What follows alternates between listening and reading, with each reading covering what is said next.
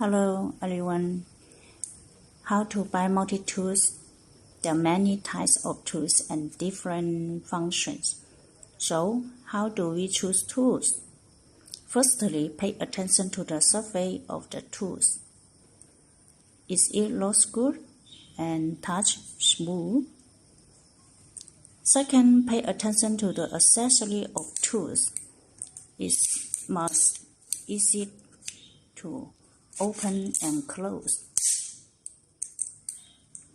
Third, pay attention to the side lock. This is the side lock. It must no breakaway.